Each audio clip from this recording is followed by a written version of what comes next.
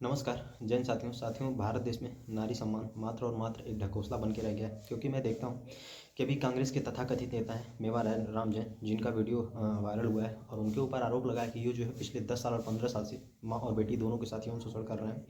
सोचिए, वही हाल बृजभूषण सिंह का है, जिनके खिलाफ दिल्ली पुलिस ने चार्जशीट दायर की है। और वही हाल राम रहीम का है, वही हाल पुरकी तार्रा का है, जो कि अंकिता भंडारी के मर्डर केस में शामिल था और उसके ऊपर लगातार किसी बड़े भाजपा नेता के साथ हम बिस्तरी करने को दबाव बना रहा था, जिसके चलते उसकी हत्या कर दी गई।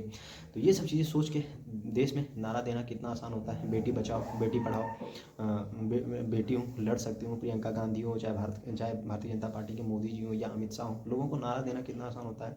या बेटियों के खिलाफ की सारी चीज़ें बहुत अच्छी चल रही हैं, महिलाओं के खिलाफ बहुत सशक्त हुए हैं, लेकिन स्थिति क्या है देश में अभी भी आपको जान के हैरानी होगी कि अंकिता भंडारी मामले में पूरी तरीके से आपको बता दें, पूरी तरीके के साक्ष्य जो है वो भाजपा नेता की तरफ है या पुनकी तारा के खिलाफ है। लेकिन सोचिए, इतना दिन का टाइम हो जाता है, किस हिसाब से हमारी न्यायपालिका काम करता है, किस हिसाब से हमारा प्रशासन काम करता है, हमको समझ नहीं है पता। अब अंकिता भंडारी की माँ रोते हुए उनका वीडियो वायरल हो रहा है और वो बता रहे हैं कि हमारे ऊपर जो है धामी सरकार बहुत अत्याचार कर रही है या फैसले सुनाने में लेट कर रही है। ये सब चीज़ें सुन के हैरानी होती है कि कोई अपनी बेटी को खो देता है, कोई अपनी बेटी के साथ दुराचार तक होता है जिसकी बेटी के साथ, उसको भी इस शासन में न्याय नहीं मिल पा रहा है। दूसरी चीज़, बृजभूषण सिंह के खिलाफ भी दिल्ली पुलिस ने चार्जशीट दायर की है। वो महिला बाल विकास मंत्री स्मृति ईरानी के साथ घूमते हैं, कभी नरेंद्र मोदी जी के साथ बैठते हैं।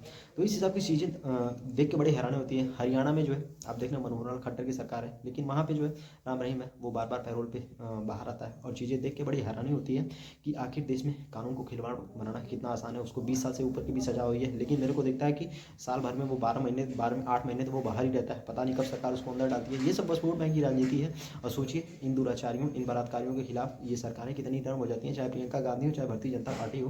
प्रियंका गांधी की सरकार जब राजस्थान में थी, या राहुल गांधी वाली सरकार जब राजस्थान में थी कांग्रेस की, तो वहाँ पे मेवाराम जैन तभी से ये सब चीज़ें वहाँ पे हो रही थी और पार्टी के नेताओं को बहुत अच्छी तरीके से पता था कि ये सब चीज़ें यहाँ गलत हैं, लेकिन उसके बाद भी कोई उनके खिलाफ एक्शन नहीं लिया जाता। कितना आसान होता है ये सब चीज़ें। हालांकि अभी जो है कांग्रेस ने कम से कम मेवाराम जैन को जो है हटा दिया है कांग्रेस पार्टी से।